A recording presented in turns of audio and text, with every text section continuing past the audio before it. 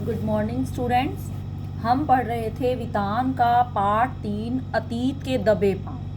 देखिए उसमें first part में मैंने आपको मोहनजोदड़ो के बारे में बताया और वहाँ का जो बौद्ध स्तूप था लेखक ने उसके बारे में बताया।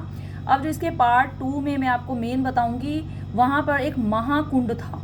महाकुंड क्या होता है? जल कुंड। जैसे सरोवर वगैरह होते हैं कि जो धार्मिक स्थान होते हैं वहाँ पर सरोवर बने होते हैं, वहाँ पर स्नान करने की जो जगह बनी होती है और वो कुछ मतलब अनुष्ठानिक होते हैं। अनुष्ठानिक यानी कि धर्म से संबंधित होते हैं। तो इसमें आप मेन पॉइंट ही याद रखें कि जैसे पहले आपने किसके बारे में पढ़ा? बौद्ध स्तूप के बारे में, वहाँ पर वो कैसे बना हुआ था। उसके बाद है महाकुंड के बारे में। तो लेखक इसमें कहते हैं सभी अहम और अब दुनिया भर में प्रसिद्ध इमारतों के खंडर चबूतरे के पीछे यानी पश्चिम में हैं। इनमें प्रशासनिक इमारतें हैं, सभा भवन, ज्ञानशाला और कोठार हैं। वह अनुष्ठानिक महाकुंड भी जो सिंधु घाटी सभ्यता के अद्वितीय वास्तु कौशल को स्थापित करने के लिए अकेला ही काफ़ी माना जाता है। इसमें एक वर्ड आएगा वास्तु कौशल। वास्तु कौशल का मतलब ये होता है कि जैसे जैसे अब हम कोई घर बनाते हैं, इमारत बनाते हैं, तो उसमें पहले से निश्चित होता है कि यहाँ पर ये रूम बनाया जाएगा, यहाँ पर ये किचन रहेगी, यहाँ पर ये आंगन रहेगा। तो एक अच्छे ढंग से बनाया गया जो घर होता है मतलब वो अच्छा लगता है। तो एक तरह से हम कह सकते हैं नक्शा कि इसमें आया है वास्तु कौशल। तो जो वहाँ महाकुंड के बारे में जो लेखक बता रहा है कि वो वास्तु कौशल का उदाहरण है, मतलब बड़े अच्छे ढंग से उसको बनाया गया था। स्नान करने की जो जगह थी, पानी की निकासी की जो जगह थी, पानी को साफ पानी जो बदलने की जो व्यवस्था की गई थी, मतलब वहाँ पर लेखक ने ये सब चीज़ें देखी। तो लेखक इसमें वही बता रहा है कि वह अनुष्ठानिक महाकुंड भी जो सिंधु घाटी सभ्यता के अद्वितीय वास्तु कौशल को स्थापित करने के लिए अकेला ही काफ़ी माना जाता है। असल में यहाँ यही एक निर्माण है जो अपने मूल स्वरूप के बहुत नज़दीक बचा रह सका है। इसमें आप मेन पूरी पॉइंट टू पॉइंट अगर आपको ना भी समझ में आए तो आप इसमें इस तरह से पॉइंट बना के याद रख सकते हैं कि पहले मैंने आपको बताया बौद्ध स्तूप के बारे में, उसके बारे में आप याद रखें। और अब है महाकुंड के बारे में कि वो लेखक इसमें बता रहे हैं कि ये एक ऐसा निर्माण था जो आज भी मतलब मूल स्वरूप में कुछ बचा रह गया। बाकी तो जो था वो खंडर हो चुके थे, टूट चुके थे, कमज़ोर हो चुके थे, लेकिन आज भी इसका मूल स्वरूप जैसे उसे बनाया गया था वो देखने को मिलता है। बाकी इमारतें इतनी उजड़ी हुई हैं कि कल्पना और बरामद चीज़ों के जोड़ से उनके उपयोग का अंदाज़ा भर लगाया जा सकता है कि बाकी जो भी वहाँ पर इमारतें थी वो खंडर बहुत ज़्यादा ऐसे टूट चुकी थी, खंडर बन चुकी थी। केवल कल्पना के आधार पर या वहाँ जो चीज़ें मिली उनके आधार पर ही जो विद्वानों ने उसके बारे में बताया है। लेकिन जो ये महाकुंड का जो वहाँ पर था वो वहाँ जैसा बना हुआ था लगभग अपने मूल रूप में ही मिला, मतलब वास्तविक रूप में मिला। नगर नियोजन की मोहनजोदड़ो अनूठी मिसाल है। नगर नियोजन एक नियोजित क्या होता है, मतलब जैसे होता है समय नियोजन। अगर हम समय को नियोजित करके चलते हैं तो हमारे सारे कार्य होते हैं। वैसे ही नगर नियोजन क्या होता है, मतलब सारे कार्य नियम अनुसार होना। तो जो मोहनजोदड़ो की जब खुदाई की गई, जो वहाँ पर सामान मिला, जो इमारतें देखने को मिली, वहाँ की गलियाँ सड़कें देखने को मिली, तो ऐसा पता चलता है कि जो मोहनजोदड़ो शहर था बड़ा ही नियोजित शहर था। मतलब नियम पूर्वक नियम होते थे वहाँ पर, नियम से उसे बनाया गया था। तो इस कथन का मतलब आप बड़े चबूतरे से नीचे की तरफ देखते हुए सहज ही भांप सकते हैं। इमारतें भले खंडरों में बदल चुकी हों, मगर शहर की सड़कों और गलियों के विस्तार को स्पष्ट करने के लिए ये खंडर काफ़ी हैं। यहाँ की कमोबेश सारी सड़कें सीधी हैं या फिर आड़ी। आज वास्तुकार इसे ग्रिड प्लान कहते हैं। मतलब कई बार ये होता है ना कि जो सड़कें हैं टेढ़ी मेढ़ी होती हैं, जो गलियाँ हैं टेढ़ी मेढ़ी होती हैं, लेकिन जो सड़कें इसमें थी वो सीधी थी, कुछ आड़ी थी। जो आज के समय में जो वास्तुकार होते हैं वो उसे ग्रिड प्लान कहते हैं। आज की सेक्टर मार्का कॉलोनियों में हमें आड़ा सीधा नियोजन बहुत मिलता है, लेकिन वह रहन सहन को नीरस बनाता है। मतलब आज हम बड़े शहरों में भी चले जाएं, वहाँ की गलियाँ इतनी आड़ी टेढ़ी होती हैं तो हमें वहाँ से ऐसे लगता है कि जैसे नियोजन वहाँ पर नहीं है, तो वो रहन सहन को मतलब अच्छा नहीं बनाता। शहरों में नियोजन के नाम पर भी हमें अराजकता ज़्यादा हाथ लगती है। मतलब कह तो देते हैं कि जो विकसित शहर हैं वहाँ भी ज़्यादातर यही चीज़ें देखने को मिलती हैं कि सड़कें जो हैं वो सीधी नहीं बनी हुई, गलियाँ हैं जो ढंग से नहीं बनी हुई, तो वहाँ पर भी ये सारी चीज़ें रहती हैं। ब्रासीलिया या चंडीगढ़ और इस्लामाबाद ग्रिड शैली के शहर हैं जो आधुनिक नगर नियोजन के प्रतिमान ठहराए जाते हैं। कि जो कुछ ऐसे शहर हैं बड़े बड़े जिनको आज मतलब अच्छे ढंग से जो नियोजित किए गए हैं, जो मॉडर्न टाइप के हैं, लेकिन उनकी बसावट शहर के खुद विकसने का कितना अवकाश छोड़ती है, इस पर बहुत शंका प्रकट की जाती है। मोहनजोदड़ो की साक्षर सभ्यता एक सुसंस्कृत समाज की स्थापना थी, लेकिन उसमें नगर नियोजन और वास्तुकला की आखिर कितनी भूमिका थी। मतलब कि लेखक यही बताना चाहता है जो मोहनजोदड़ो जो शहर था वो एक नियोजित ढंग से बना था। वहाँ की सड़कें, वहाँ की गलियाँ मतलब बड़े अच्छे ढंग से बनी हुई थी और वो एक सुंदर नियोजन था वहाँ पर। और वास्तुकला थी, वास्तुकला का मतलब ये होता है नक्शा, कि वहाँ जो इमारतें बनी हुई थी कि वो किस ढंग से बनी हुई थी, वहाँ जो घर बने हुए थे वो किस ढंग से बने हुए थे। मतलब कि चाहे 5000 वर्ष पूर्व की ये संस्कृति है, लेकिन उसमें भी एक विकसित शहर था और उसमें भी ये सारी चीज़ें देखने को मिलती हैं। स्तूप वाले चबूतरे के पीछे गढ़ और ठीक सामने उच्च वर्ग की बस्ती है। अब जो बौद्ध स्तूप था उसके पीछे एक जो भी किला वगैरह था, उसके सामने एक उच्च वर्ग की बस्ती है। उसके पीछे 5 किलोमीटर दूर सिंधु बहती है, मतलब सिंधु नदी वहाँ पर बहती है, उससे जो बस्ती बनी हुई थी उच्च वर्ग की बस्ती। अब ये सारी जानकारी वहाँ की खुदाई करने पर मिली, वहाँ जो वस्तुएं मिली उनसे ये अनुमान लगाए गए कि वहाँ मतलब जो भी मटेरियल मिला उस आधार पर यह कहा गया कि यहाँ उच्च वर्ग के लोग रहते थे। और उससे ही 5 किलोमीटर दूर जो सिंधु नदी बहती है, पूरब की इस बस्ती में दक्षिण की तरफ नज़र दौड़ाते हुए पूरा पीछे घूम जाएं तो आपको मोहनजोदड़ो के खंडर हर जगह दिखाई देंगे। दक्षिण में जो टूटे फूटे घरों का जमघट है वह कामगारों की बस्ती है। मतलब वहाँ जो आसपास जो टूटे फूटे खंडर मिले, वहाँ पता चलता है कि वहाँ पर जो थोड़े मतलब निम्न स्तर के लोग रहते थे, कहा जा सकता है इत्र वर्ग की, मतलब निम्न वर्ग की। संपन्न समाज में वर्ग भी होंगे, जो धनी समाज था उसके भी होंगे, लेकिन क्या निम्न वर्ग यहाँ नहीं था? कहते हैं निम्न वर्ग के घर इतनी मजबूत सामग्री के नहीं रहे होंगे कि 5000 साल टिक सकें। उनकी बस्तियाँ और दूर रही होंगी। यह भी है कि 100 साल में अब तक इस इलाके के 1/3 हिस्से की खुदाई ही हो पाई है, अब वह भी बंद हो चुकी है। मतलब लेखक इसमें बता रहे हैं कि ज़्यादा वहाँ पर निम्न वर्ग की जानकारी नहीं मिलती। इसका ये भी कारण हो सकता है कि उनके जो घर थे वो इतनी मजबूत सामग्री के नहीं रहे होंगे, मतलब खुदाई के दौरान वो चीज़ें ख़त्म हो चुकी होंगी, हमें उनके बारे में जानकारी नहीं मिल पाई होगी। या ये भी हो सकता है कि 100 साल तक जो भी खुदाई हो पाई 1/3 हिस्से की, हो सकता है उसके बाद जो खुदाई है वो बंद हो चुकी है, तो हमें और ज़्यादा जानकारी इसके बारे में नहीं मिल पा रही। आगे लेखक कहते हैं हम पहले स्तूप के टीले से महाकुंड के विहार की दिशा में उतरे। दाईं तरफ एक लंबी गली दिखती है, इसके आगे महाकुंड है। महाकुंड मैंने आपको पहले ही बताया, मतलब कि जो जल का कुंड था। पता नहीं सायास है या संयोग की धरोहर के प्रबंधकों ने उस गली का नाम दैव मार्ग रखा है। माना जाता है कि उस सभ्यता में सामूहिक स्नान किसी अनुष्ठान का अंग होता था। मतलब जैसे अब कोई धार्मिक स्थान पर चले जाएं, वहाँ सरोवर वगैरह होता है, तो उस महाकुंड को देखने पर भी पता चलता है कि ये किसी धर्म से संबंधित था। और यहाँ पर भी सामूहिक स्नान की व्यवस्था थी। कुंड करीब 40 फुट लंबा और 25 फुट चौड़ा है, गहराई 7 फुट। कुंड में उत्तर और दक्षिण से सीढ़ियां उतरती हैं। इसके 3 तरफ साधुओं के कक्ष बने हुए हैं।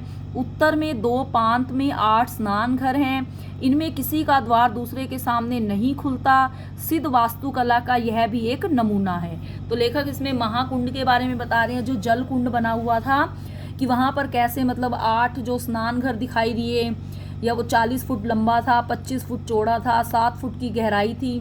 तो किस तरह से वहाँ के जो स्नान घर थे एक दूसरे के द्वार मतलब उनके आमने सामने नहीं खुलते थे। तो ये भी एक तरह से वास्तुकला का मतलब किस तरीके से, किस अच्छे ढंग से उसको नियोजित किया गया था, तो उसके बारे में लेखक ने बताया है।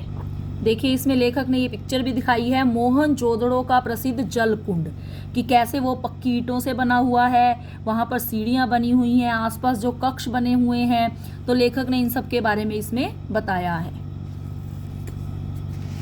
इस कुंड में खास बात पक्की ईंटों का जमाव है। कुंड का पानी रिस ना सके, मतलब कच्ची होंगी तो उसमें पानी रिस जाएगा, कमज़ोर पड़ जाएंगी, दीवारें गिर जाएंगी। तो इस कुंड की ये खास बात थी कि पक्की ईंटों से बनी हुई थी वो। और बाहर का अशुद्ध पानी कुंड में ना आए, मतलब इसलिए वो पक्की ईंटों से था कि कुंड का पानी उन दीवारों में ना जा सके और बाहर की भी कोई पानी वगैरह कुंड में ना आए। इसके लिए कुंड के तल में और दीवारों पर ईंटों के बीच चूने और चिरोड़ी के गारे का इस्तेमाल हुआ है, मतलब जो भी मटेरियल यूज़ किया गया था उन दीवारों को बनाने के लिए। पार्श्व की दीवारों के साथ दूसरी दीवार खड़ी की गई है जिसमें सफ़ेद डामर का प्रयोग हुआ है। कुंड के पानी के बंदोबस्त के लिए एक तरफ कुआं है, दोहरे घेरे वाला यह अकेला कुआं है। इसे भी कुंड के पवित्र या अनुष्ठानिक होने का प्रमाण माना गया है। कुंड से पानी को बाहर बहाने के लिए नालियां हैं। इनकी खासियत यह है कि ये भी पक्की ईंटों से बनी हैं और ईंटों से ढकी भी हैं। एक और लेखक ने इसमें बात बताई है कि जो कुंड में पानी की व्यवस्था करने के लिए कुआं भी बना हुआ दिखाई दिया, और जो कुंड से पानी को बाहर निकालने के लिए, मतलब जो गंदा पानी है उसको बाहर निकालने के लिए तो वहाँ पर नालियाँ बनी हुई थी। साफ़ पानी वापस भरने के लिए कुआं बना हुआ था, वहाँ से भी पानी की व्यवस्था की गई थी। तो और ये सारा पक्की ईंटों से बना था, और वो जो नालियाँ थी ना वो ईंटों से ढकी भी हुई थी ताकि जो गंदगी है वो बाहर ना आ सके। तो एक तरह से इन चीज़ों से भी पता चलता है कि वो बहुत विकसित शहर था जो बड़े नियोजित ढंग से बनाया गया था। नियोजित मतलब अच्छे ढंग से बनाया गया था। देखिए इसमें लेखक ने वहाँ की जो नालियाँ हैं उनकी भी पिक्चर दी है कि जल निकासी का उन्नत प्रबंध जो सिंधु घाटी की अनूठी विशेषता है कि 5000 वर्ष पहले भी जो ये सभ्यता थी, 5000 वर्ष पुरानी, उसमें भी जल को निकालने का कितना मतलब अच्छा प्रबंध था, कितना उन्नत, कितना विकसित प्रबंध किया गया था। लेखक ने इस फोटो में ये सारी चीज़ें दिखाई हैं कि कैसे पक्की ईंटों से वो नालियाँ बनी हुई थी। पक्की और आकार में समरूप धूसर ईंटें तो सिंधु घाटी सभ्यता की विशिष्ट पहचान मानी ही गई हैं। ढकी हुई नालियों का उल्लेख भी पुरातात्विक विद्वान और इतिहासकार जोर देकर करते हैं। पानी निकासी का ऐसा सुव्यवस्थित बंदोबस्त इससे पहले के इतिहास में नहीं मिलता। महाकुंड के बाद हमने गढ़ की परिक्रमा की, वहाँ जो किला बना था उसकी परिक्रमा की। कुंड के दूसरी तरफ विशाल कोठार है। कर के रूप में हासिल अनाज शायद यहाँ जमा किया जाता था, मतलब कोठार होता है एक तरह से कोठा, कि वहाँ पर जो किला बना हुआ था, कुंड बना हुआ था, साइड पे कुछ ऐसे मतलब घर टाइप में बने हुए थे कि ऐसा लगता है कि वहाँ पर जो कर मतलब टैक्स के रूप में जो भी अनाज वगैरह होता था वो यहाँ जमा किया जाता था। इसके निर्माण रूप खासकर चौकियों और हवादारी को देखकर ऐसा कयास लगाया गया है, मतलब कि यहाँ पे जो कोठार बने हुए हैं, हवा वहाँ पर हवा पास के लिए भी जो जगह बनी हुई, तो ये अनुमान लगाया गया है कि यहाँ पर अनाज को रखा जाता था। यहाँ 9 चौकियों की 3 कतारें हैं।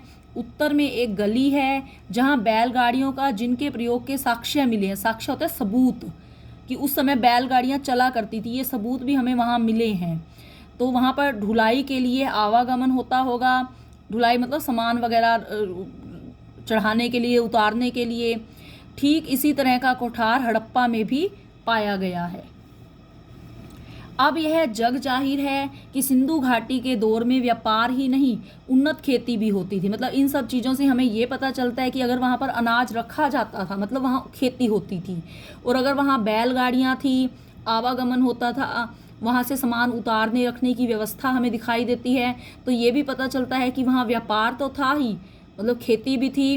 बरसों यह माना जाता रहा कि सिंधु घाटी के लोग अन्न उपजाते नहीं थे, उसका आयात करते थे। मतलब पहले ये माना जाता था वहाँ की खुदाई करने से पहले कि सिंधु घाटी के लोग जो है अन्न उत्पन्न नहीं करते थे, वे उसका दूसरी जगह से आयात करते थे। लेकिन वहाँ पर जो व्यवस्था देखने को मिली उससे पता चलता है कि वे लोग अनाज को उगाते भी थे, खेती भी करते थे। नई खोज ने इस ख्याल को निर्मूल साबित किया है। जो पहले वाला ख्याल था कि वहाँ के लोग अन्न नहीं उपजाते थे, तो एक नई खोज हुई जिससे पता चला कि वहाँ के लोग खेती करते थे।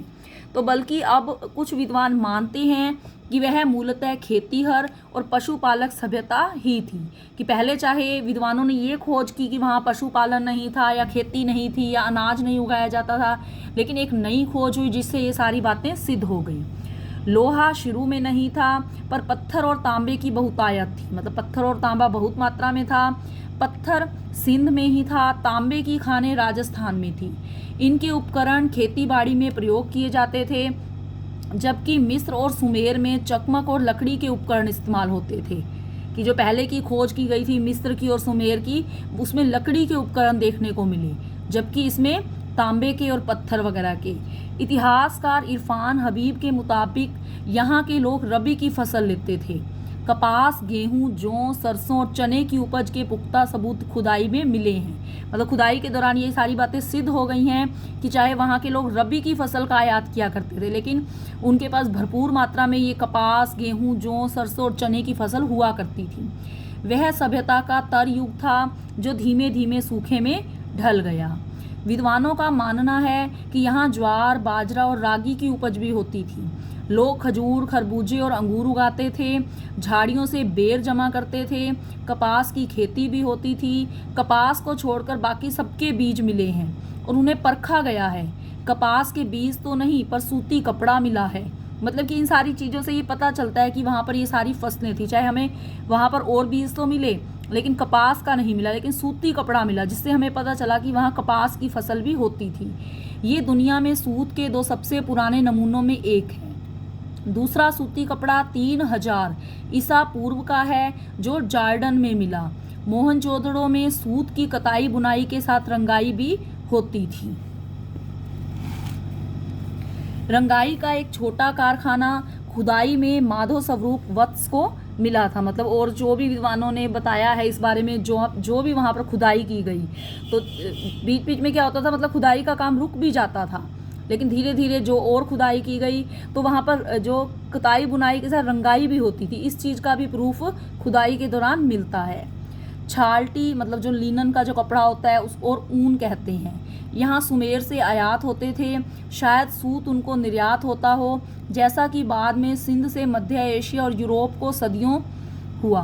प्रसंगवश मेसोपोटामिया के शिलालेखों में मोहनजोदड़ो के लिए मेलुहा शब्द का संभावित प्रयोग मिलता है। तो लेखक इसमें वही बता रहा है कि कुछ वहाँ पर जो लिनन था, ऊन था, वो सब चीज़ें थे भी सी, कुछ वहाँ पर आयात भी की जाती थी। मतलब ये सारी जानकारी वहाँ की खुदाई के दौरान मिलती है।